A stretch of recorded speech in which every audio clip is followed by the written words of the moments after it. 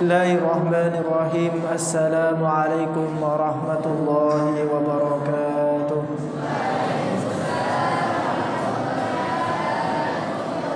Subhanallah walhamdulillah wa la ilaha illallah wallahu akbar. Subhanallah walhamdulillah wa la illallah wallahu akbar. Subhanallah walhamdulillah wa la ilaha illallah wallahu akbar. Astaghfirullah.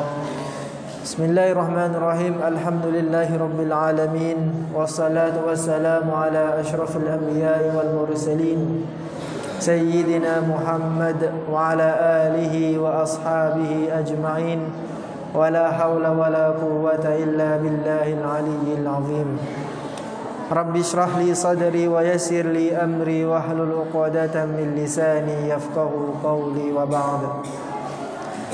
Para pemirsa, pecinta FB fanpage Pondok Pesantren Kiai Syarifuddin Wonorejo Lumajang, para santri baik itu santri putra maupun santri putri, baik yang mengikuti secara langsung di masjid ini ataupun yang mengikuti secara live streaming di asrama masing-masing. Syukur alhamdulillah, pasca Idul Adha kita bisa bertemu kembali mengkaji kitab Bidayatul Hidayah dalam keadaan sehat walafiat. Sudah makan sate kemarin? Hah? Apa bakso? Belum. Mudah-mudahan kita mendapatkan ilmu yang bermanfaat, ilmu yang barakah fid dini wa dunya wal akhirah. Amin. Salawat dan salam mudah-mudahan tetap tercurah limpahkan kepada junjungan Nabi besar Muhammad sallallahu alaihi wasallam. Sampai mana? 64 baris ke paling bawah. Summasjud bukan? Summasjud sajadatan tsaniyatan. Itu ya.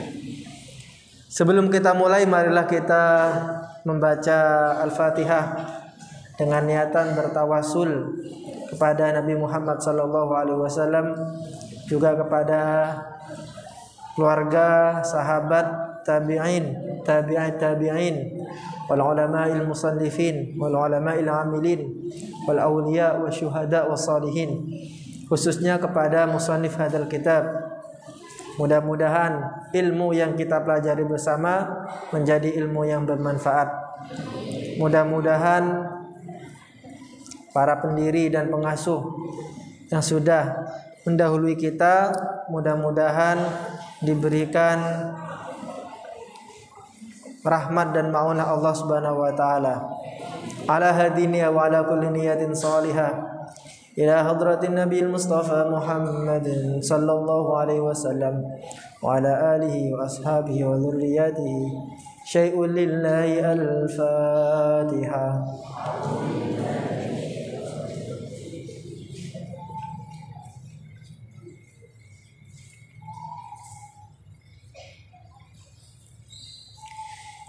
Bismillahirrahmanirrahim. قال المصنف رحمه الله ونفعنا به وبعلومه في الدارين آمين. ثم اسجد سجدة ثانية كذلك ثم اعتدل جالسا جلسة الاستراحة ثم اسجد, itu kan? Summasjud nole sujud siro, sajadatan kelawan sujud, thaniyatan kang kaping pindu, kadzalika koyo mengkono kang kesebut, Summa tadil mongko nuli cecek siro jalisan halilungguh.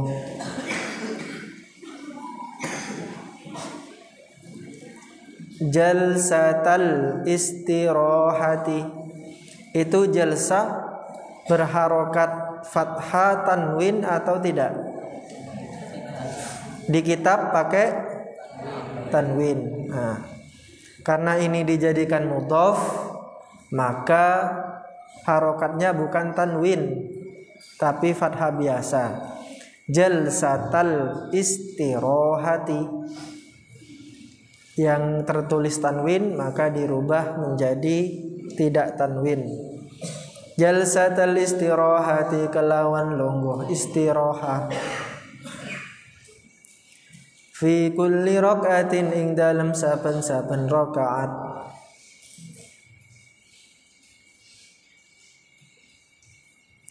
La tasyahuda, kang ora ono tasyahudi. Akibaha, ing dalam ngireng-ngirengi rakaat. Summa taqulu, mongko nuli ngadeg sira. Summa taqulu, mongko nuli.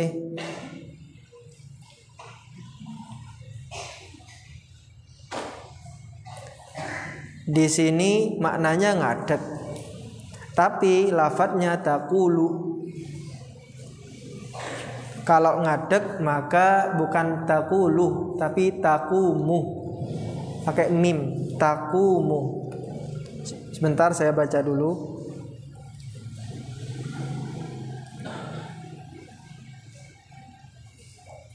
Ya, sampai ganti lam menjadi mim.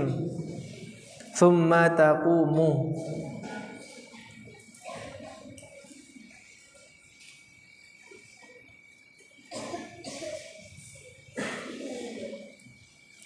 Summa taqumu, mongko nuli ngadeg sira.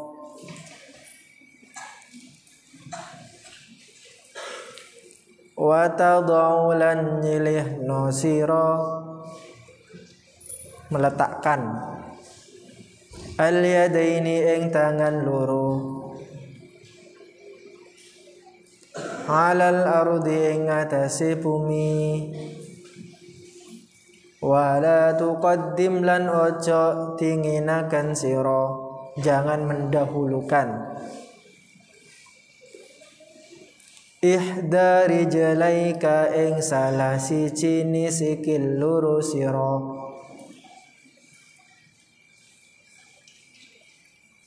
Fi halatil irtifa'i, ing dalem tingkahi tangi.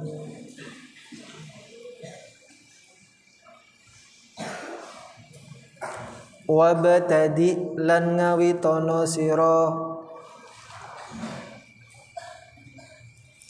Bitakbiratil irtifa'i, kelawan takbir tangi. Indal kurbi, ing dalem nalikane parak.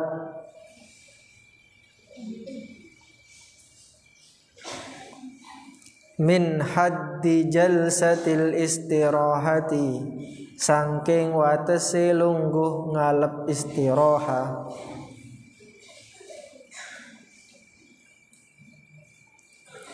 Wa muddalan, tawaakan sira.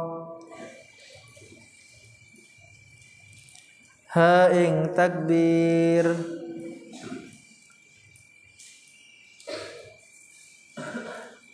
Ilan tisafir irtifa'i, kamaring separone tangi sira. Ila qiyami, kamaring jumeneng sira.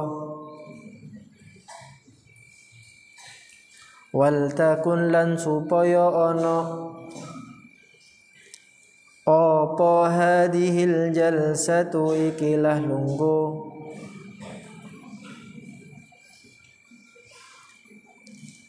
Jalsatan, iku jalsatan lungguh. Khafifatan, kang sadiluk. Mukhtatifatan, tur cepet.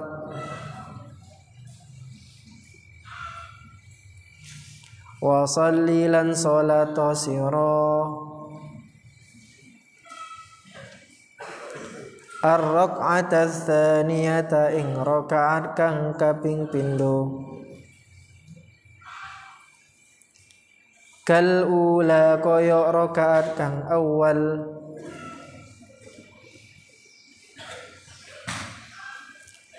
wa a'iddi lan baliyana sira at-ta'awudha ing ta'awudh fil ibtida'i ing dalam kawitane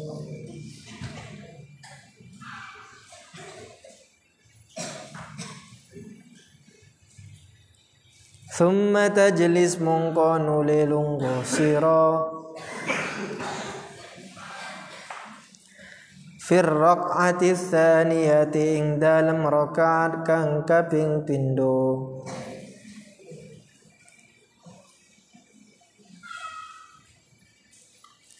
lit tasyahudil awwali krana tasyahud kang awal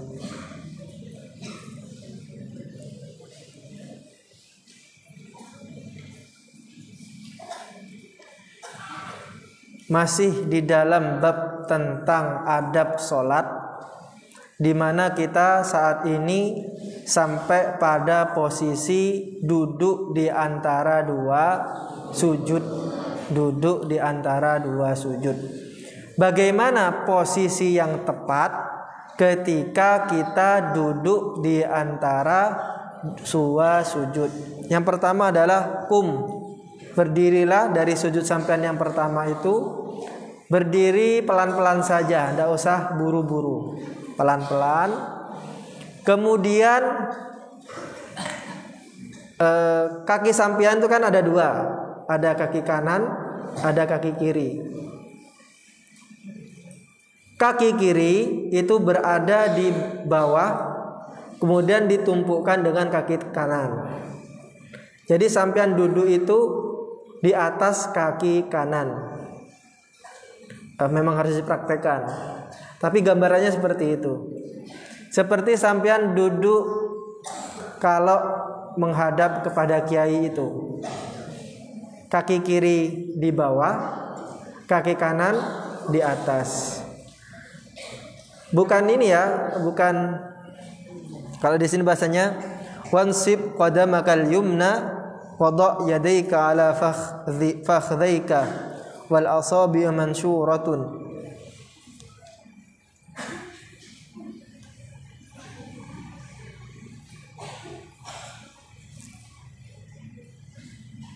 Kemudian tangan sampean itu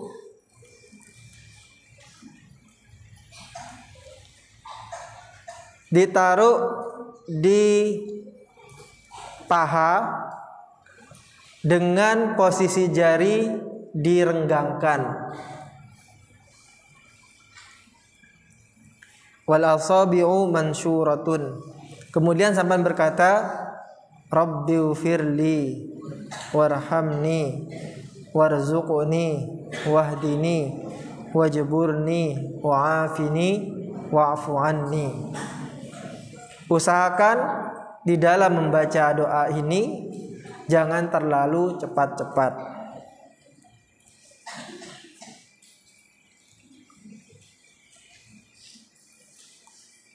Setelah itu mulai sujud. Mulai sujud untuk yang kedua, sama kayak sujud yang pertama. Ketika sujud pertama, maka pertama kali yang sampean daratkan itu apa? Anggota sujud kan ada 7. Ini 1, 2, 3. Kemudian lutut 2, 4, 5. Kemudian kaki 2, 6, 7. Di antara 7 anggota ini, yang sampean daratkan terlebih dahulu yang mana?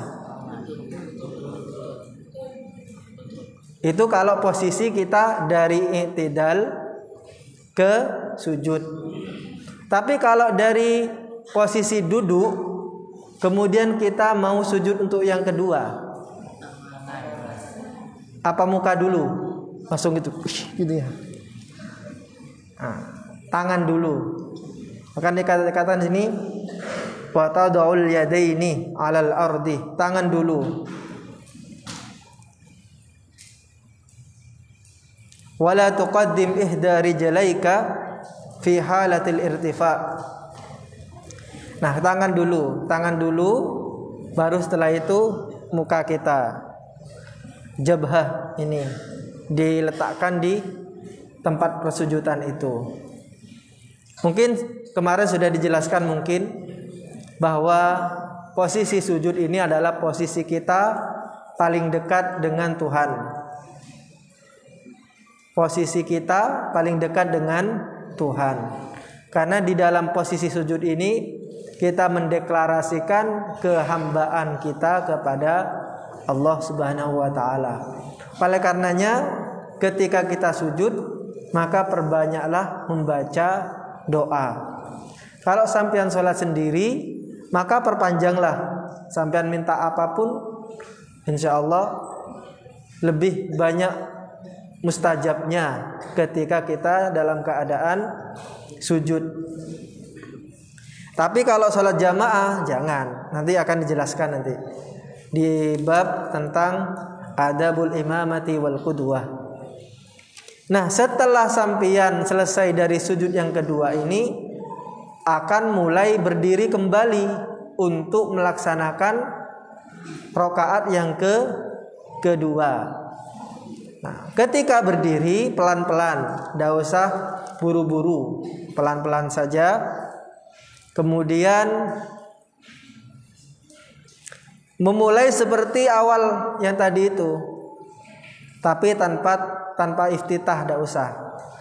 Langsung kepada ta'awudz, kemudian al-fatihah, kemudian amin, surah dan seterusnya. Sampai kepada rakaat kedua itu di waktu sujud yang terakhir, baru setelah itu sampean duduk, namanya tasyahud awal. Tasyahud awal. Baca tahiyat itu at-tahiyatul mubarakah dan seterusnya. Nah, bagaimana posisi kita ketika tasyahud awal ini? Nah, kita baca wada'il yad al-yumna fi julusika wada'lan yiliha nasira al-yadal yumna ing tangan kang tengen fi julusika ing dalem lungguh sira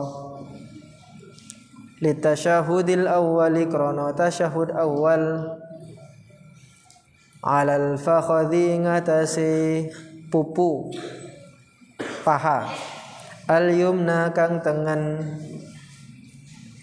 maqbudatal asabi haleten kekem pira-pira trijine illal musabbihata angin triji pinutuh wal ibhama lan jempolan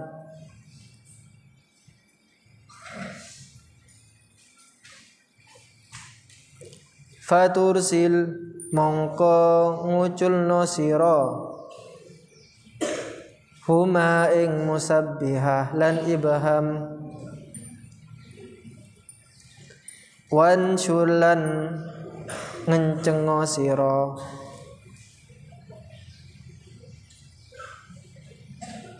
bimusabbahati yumnaka kalawan triji pinutuh tengen sira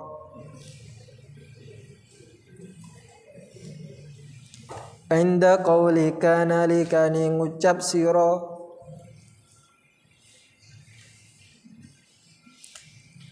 illallahu ing lafat illallah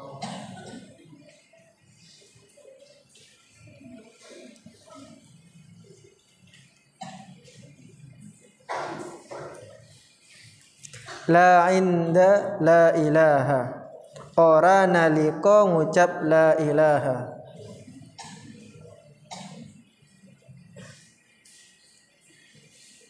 Wada lan nyilihono sira al yadal yusra ing tangan kang kiwa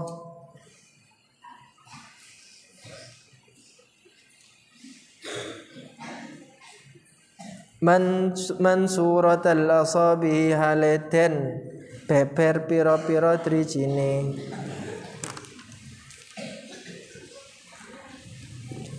alal fakhdil yusra ing atase pupu kang kiwa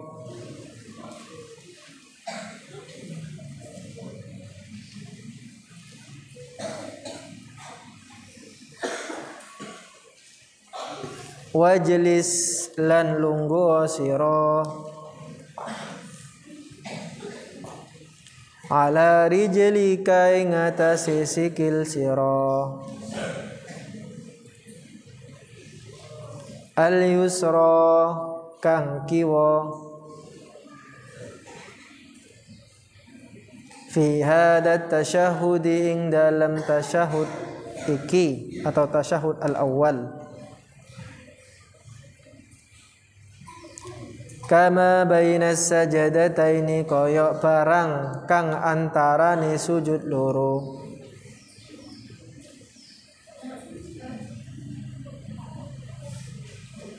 wa fit tasyahhudil akhir lan ing dalam tasyahud akhir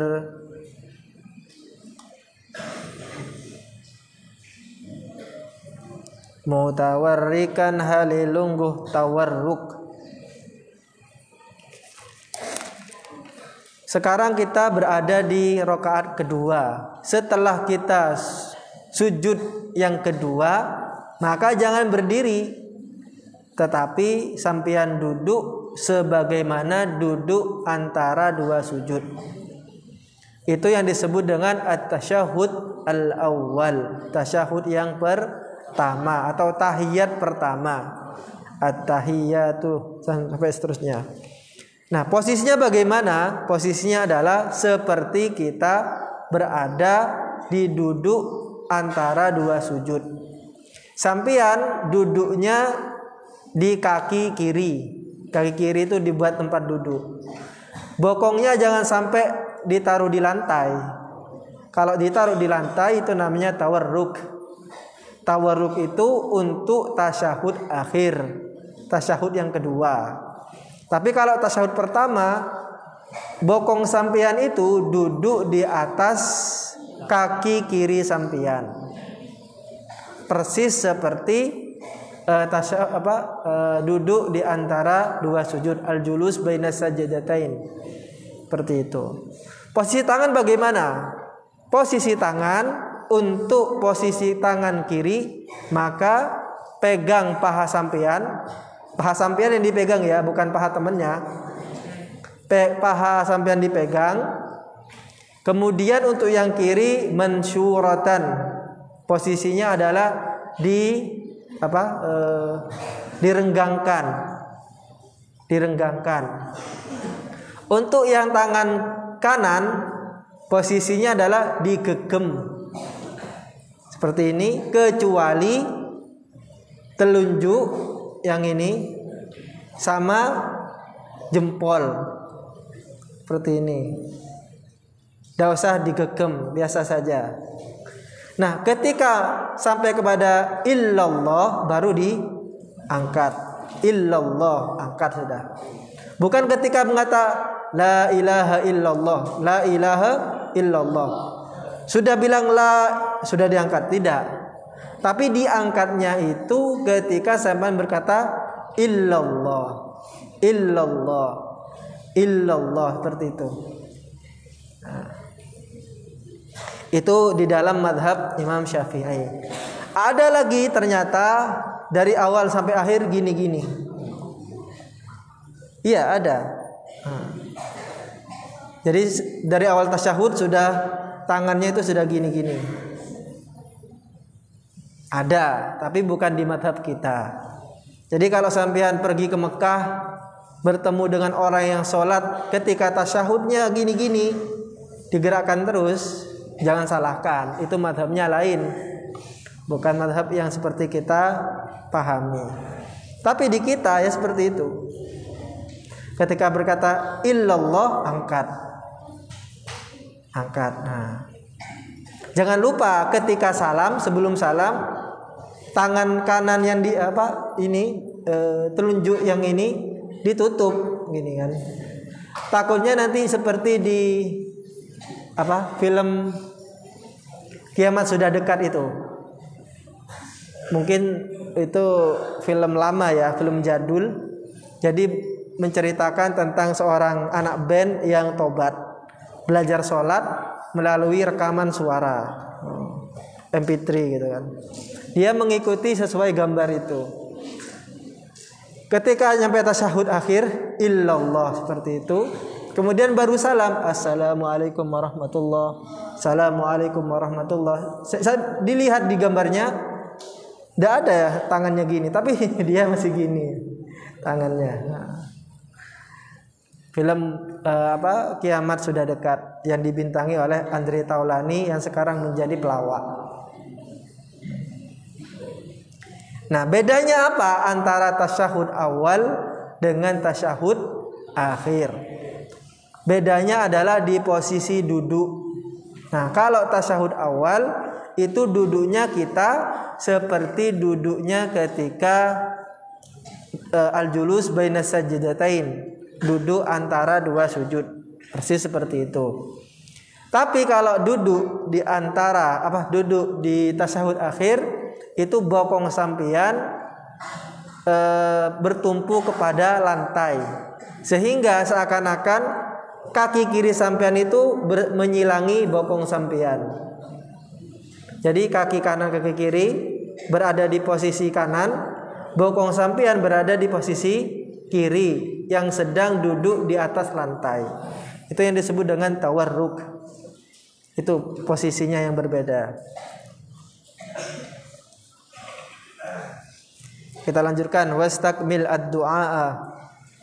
Wastakmilan nyempurnaake sira ad-du'a ing doa al-ma'rufa kang kinawruhan al-ma'thura kang den alep saking hadis Nabi ba'da sholati sausi maca sholawat ala Nabi sallallahu alaihi wasallam ing atase Kanjeng Nabi Muhammad sallallahu alaihi wasallam.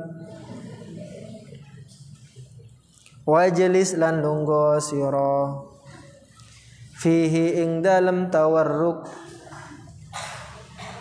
ala warikika ing atase bokong sira kang kiwa ala warikika ing atase bokong sira al-aisari kang kiwa wada' lan nyiliya sira rijlaka ing sikil sira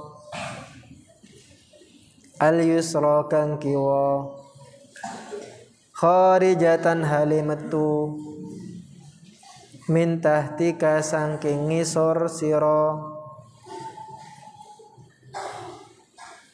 wansib lan ngadekaken sira al-qadama ing telamaan al-yumna kang tengen. Seperti yang kita jelaskan tadi, posisi duduk pada tasyahud akhir itu adalah posisi bokong sampean duduk di atas lantai. Kemudian kaki dua sampean itu kanan kiri itu disilangkan. Kemudian telapak kaki yang paling sampean kan kalau jalan kan pakai telapak kaki ya. Posisi telapak kaki itu adalah berdirikan. Jangan ditidurkan, tapi diberdirikan. Kalau di sini diistilahkan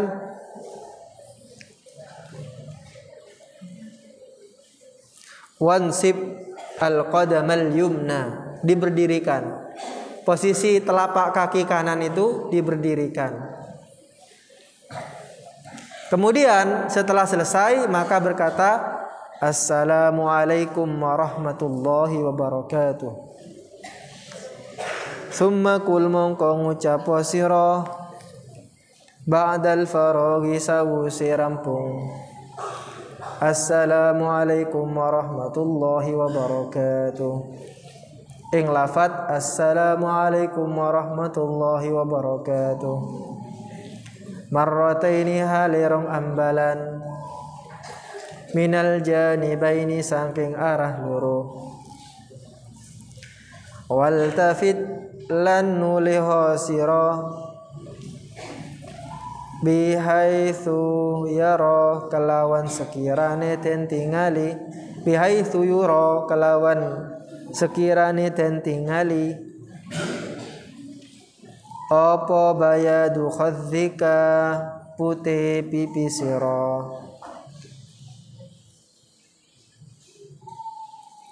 min janibaika saking kiwa tengene sira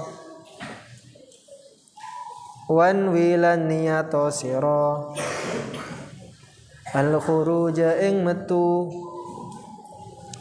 minas salati saking salat wan wilan niyato sira assalama ing uluk salam ala man ing atase wong ala janibaika kang tetep kiwa tengene sira minal malaikati saking para malaikat wal muslimina lan para wong Islam kabeh. Setelah sampean selesai maka mulai mengakhiri sholat dengan cara mengucapkan salam. Assalamualaikum warahmatullahi wabarakatuh. Lihat kanan dulu. Posisinya adalah ketika sekiranya sampean bisa melihat pipi putih sampean yang ada di sini. Ini bagi yang berkulit putih.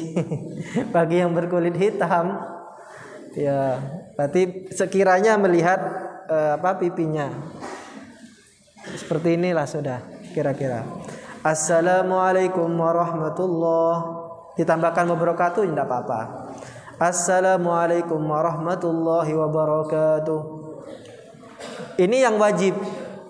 Yang wajib itu adalah mengucapkan salam yang pertama menoleh ke kanan. Ini yang wajib. Kemudian yang kedua, Assalamualaikum warahmatullahi wabarakatuh. Atau tidak usah wabarakatuh. Assalamualaikum warahmatullahi yang kiri. Nah, yang kiri ini sunnah. Kalau sampian kebelet ya, sudah cukentok, mohon maaf ya. Sudah ditahan.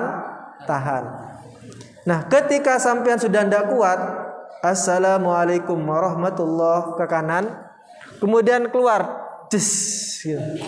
Jangan diteruskan ke kiri. Kalau diteruskan ke kiri, maka sholat sampean bisa batal. Sampean niatkan sudah, saya niat untuk keluar dari sholat, selesai sudah. Kenapa kita membaca Assalamualaikum warahmatullahi? Niatkan untuk mengucapkan salam kepada dua malaikat yang ada di kanan kiri kita. Ala janibaika. Setiap orang pasti ada dua malaikat yang mencatat amal baik kita. Kiraman katibin ya'lamuna ma taf'alun. Ada malaikat yang ditugaskan untuk mencatat amal baik dan amal buruk kita, yang kanan dan yang kiri. Nah, kita sholat mengucapkan Assalamualaikum warahmatullahi. Nah, kita sedang mengucapkan salam kepada malaikat. Seperti itu.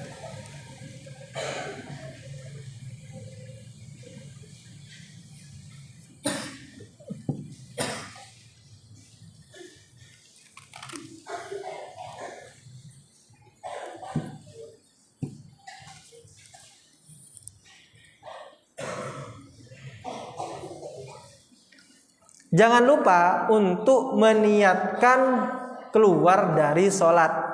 Karena kita dikatakan di awal tadi, di pertemuan yang dulu sebelum hari raya itu, bahwa sholat itu dimulai dengan takbiratul ihram, muftatahatun bit takbir, dan diakhiri dengan salam.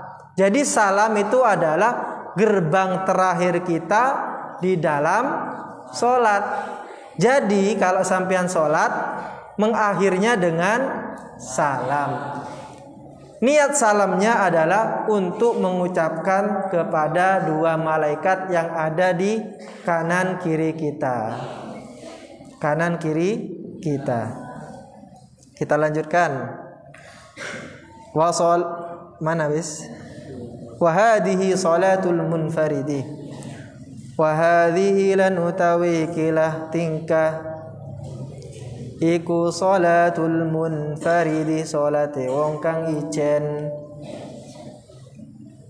Wa imadus salati lan utawi pusakane salat iku al khusyu'u khusyuk.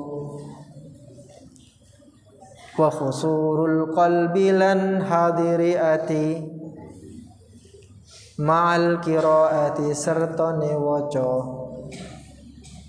Wa dzikri lan dzikir bil fahmi kelawan faham.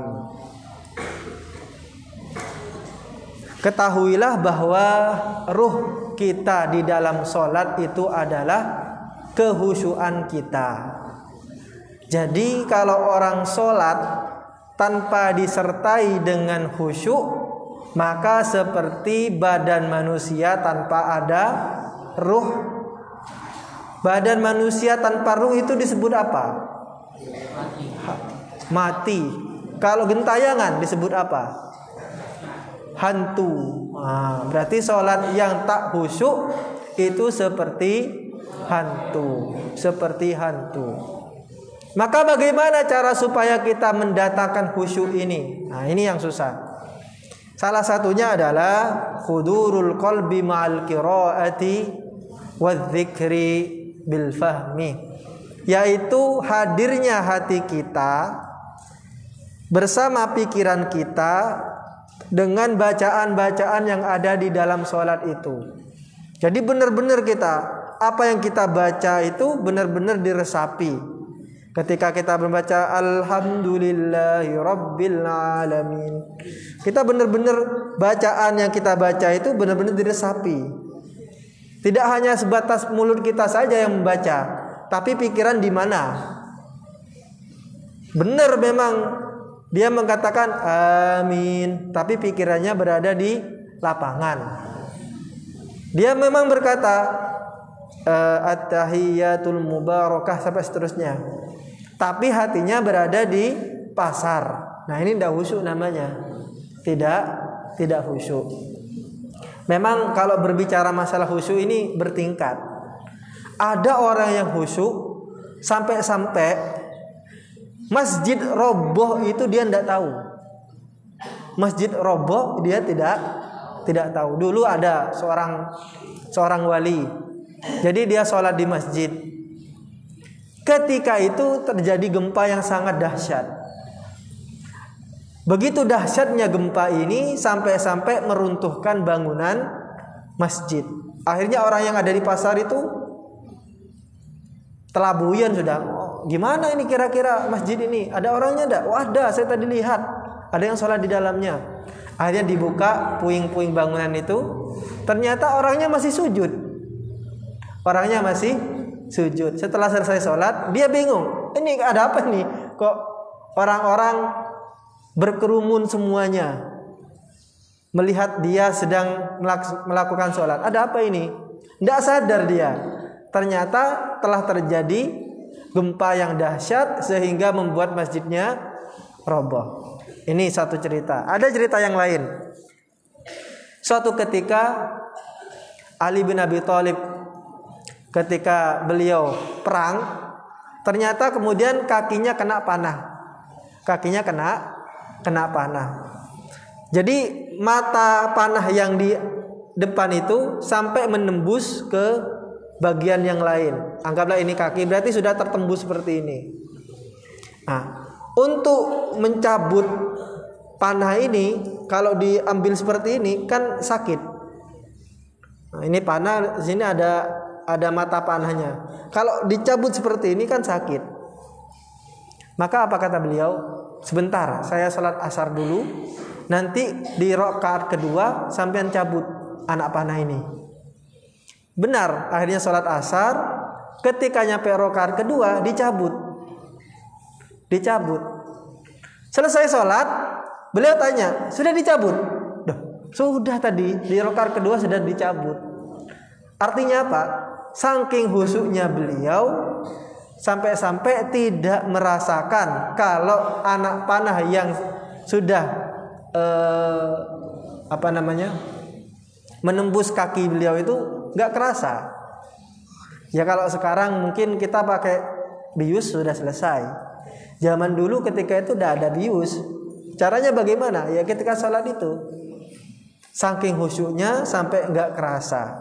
Kalau kita kan sebaliknya, jangankan panah, nyamuk saja yang hinggap, cengeng gitu kan, kerasa ya.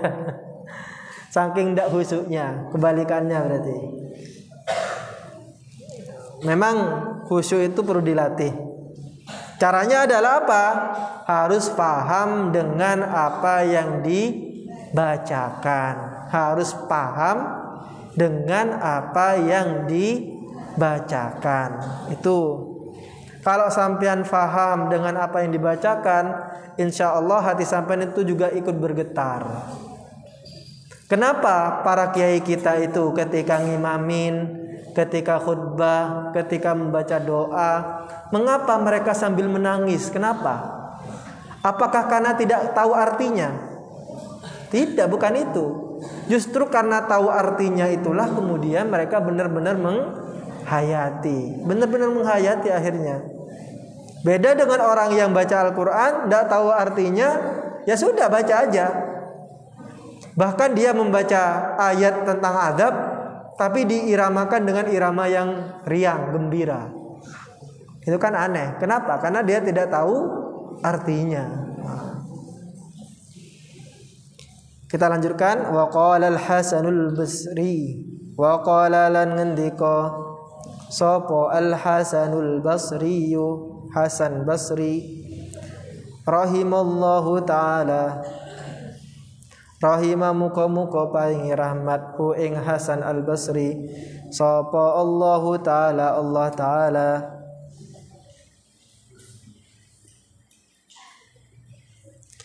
Kullu salatin utawi saben-saben salat la yahduru kang ora hadir fiha ing dalam salat apa al-qalbu ati fahiya mungko iku tawi salat ilal uqubati maring siksane iku asra'u luweh kenceng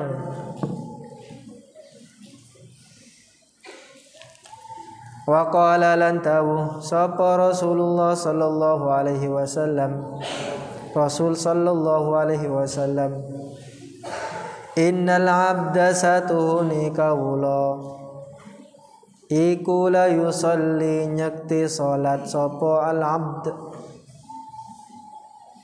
as-salata ing salat fala yaktubu mongkora dan tulis lahu katui kawula minha sangking salat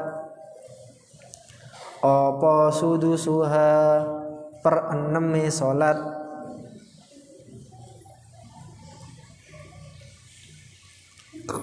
wala ashruha lan ora seperpolone salat wa inna malan pastene barang yuktabu den tulis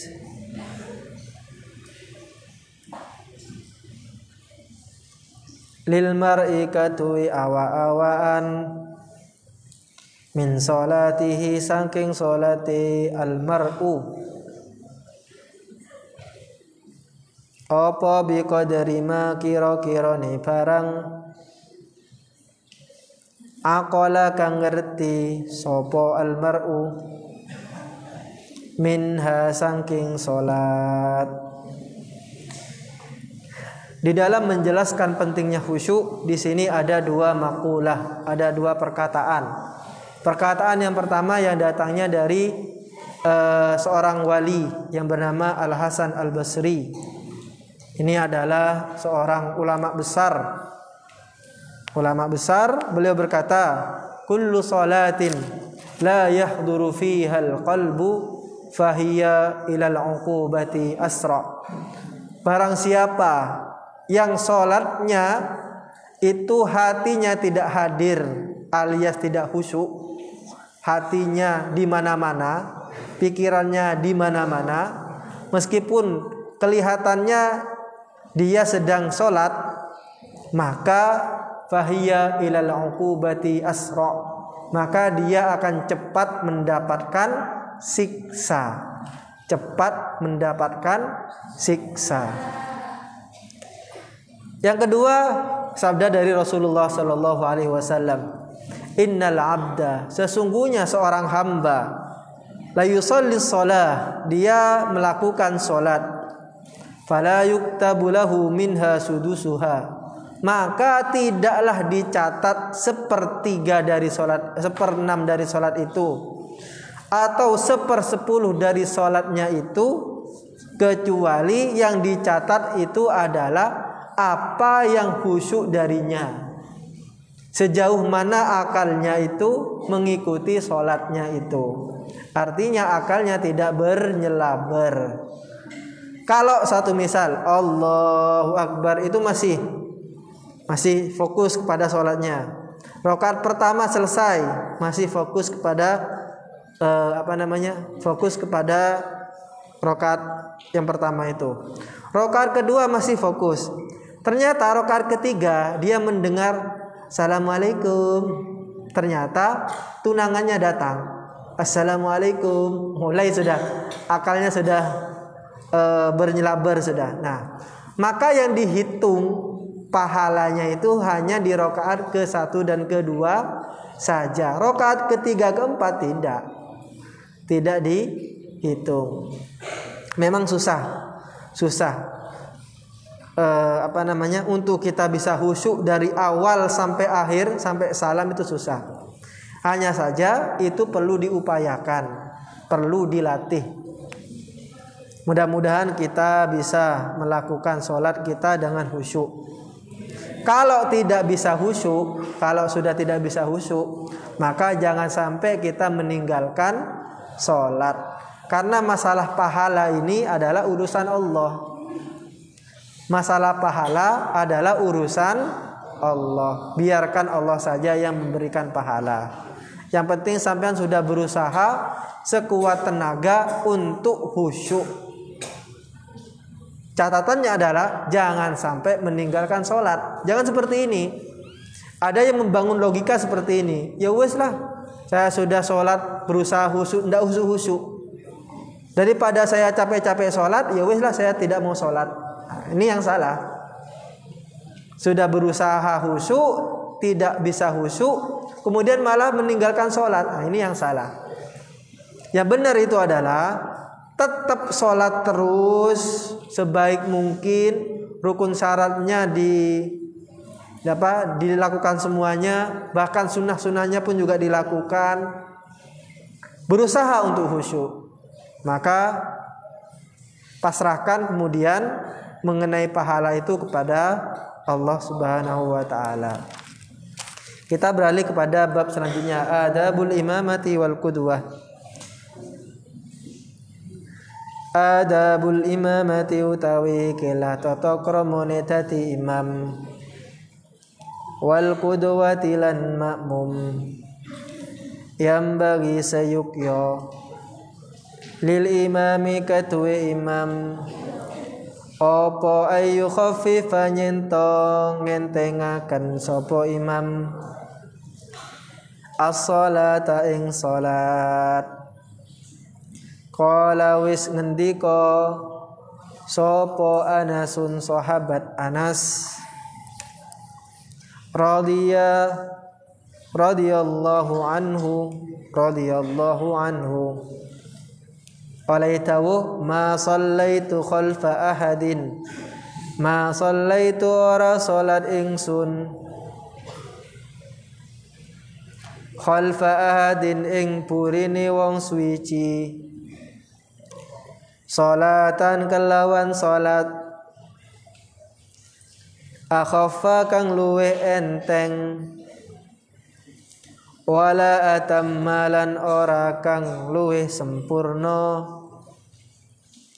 min salati Rasulillah sallallahu alaihi wasallam saking salati Rasulullah sallallahu alaihi wasallam.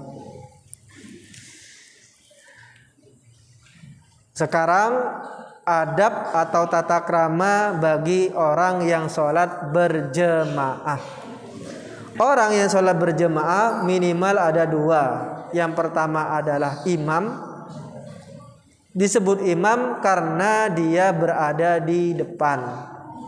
Disebut imam karena dia berada di depan.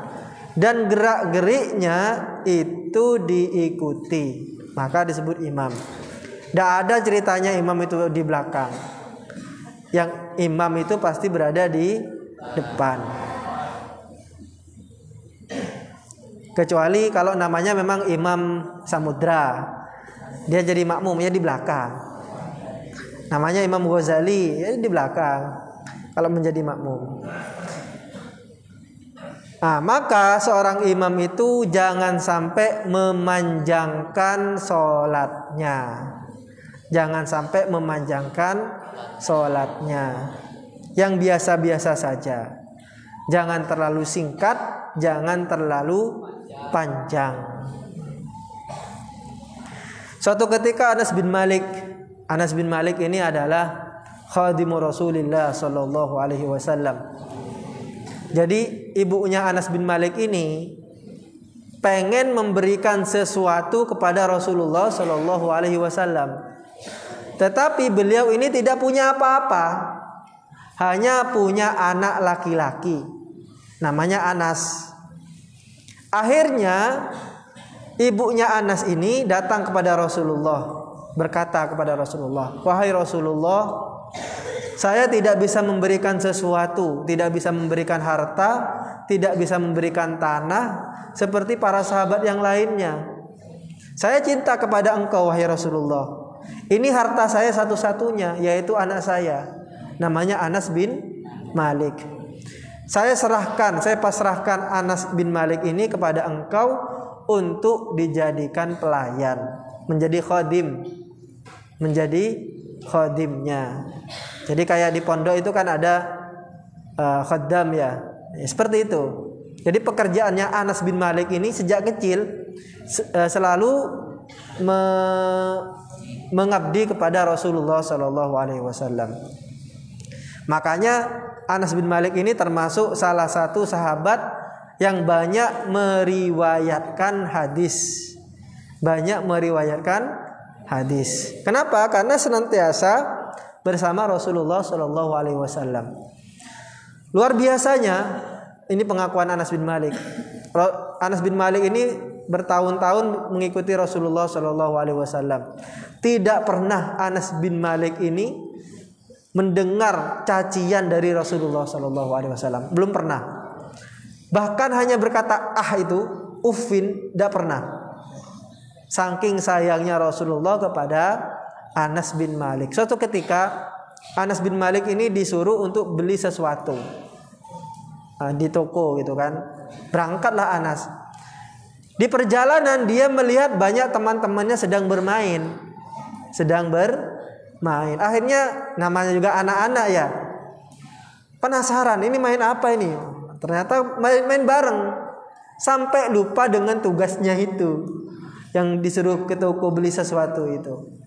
Baru setelah mau selesai, hampir malam itu ingat, iya ya, saya kan disuruh Rasulullah untuk beli-beli. tapi saya lupa kasihkan main. Akhirnya Anas ini takut, mau pulang ini takut. Mulai takut kikirin, tak mulai nanti saya dicari, dikikirin kian. Gimana kira-kira? Akhirnya dia memberanikan diri, pulang. Ketemu sama Rasulullah, tidak ada apa-apa, nggak dimarahin. Itu hebatnya Rasulullah Shallallahu Alaihi Wasallam. Dan didoakan oleh Rasulullah Shallallahu Alaihi Wasallam. Anas ini didoakan 3 hal. Yang pertama adalah panjang umurnya. Anas ini umurnya panjang. Kemudian didoakan kaya. Maka orang paling kaya, ya meskipun tidak paling ya termasuk deretan orang kaya di Madinah ketika itu adalah Anas bin Malik. Yang ketiga didoakan supaya banyak keturunannya. Anas bin Malik ini banyak anaknya. Enak ini sudah 3 hal ini. Umur panjang, kaya raya, punya anak yang pelak-pelak semuanya. Enak ini sudah. Itu nikmat dunia. Ada orang umur panjang, anak tidak sepelak, setiap hari bikin masalah saja gitu kan ya. Kemudian harta tidak punya. Itu susahnya dunia ini kalau itu. Umurnya panjang, sakit-sakitan, anaknya gak ada yang pelak, miskin lagi, mau berobat tidak bisa. Mending seperti Anas bin Malik ini, umur panjang, harta banyak, anak banyak, soleh semuanya. Apa kata Anas bin Malik? Saya belum pernah sholat di belakang seseorang yang lebih ringan, lebih sempurna daripada sholatnya Rasulullah Shallallahu Alaihi Wasallam. Artinya apa?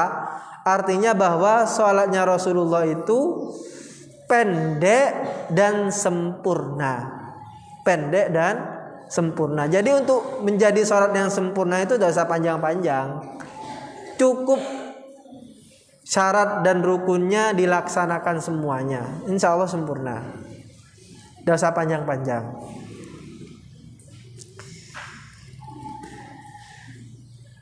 Wala yukabbiru lan ora kena takbir sapa imam malam yafru selakene turung rampung sapa al muadzinu wong kang azan minal iqamati saking iqamah wa malam tastawi lan selakene ora padha opo asufufu piro-piro barisan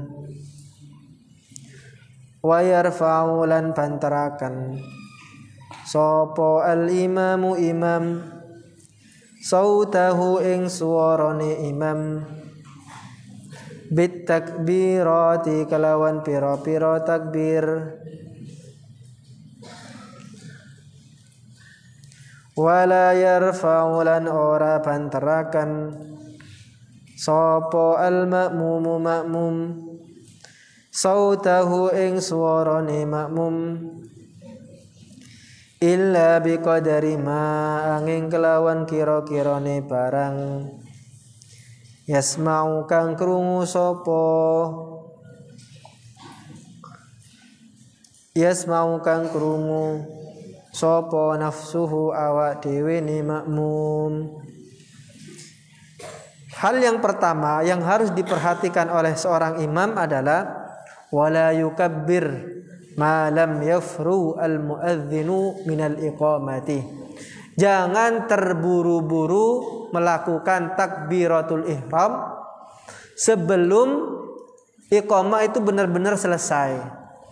Belum selesai sudah Allahu Akbar, masih hayya 'alas shalah hayya 'alal falah sudah Allahu Akbar. Jangan. Tunggu sampai benar-benar iqamah itu benar-benar selesai.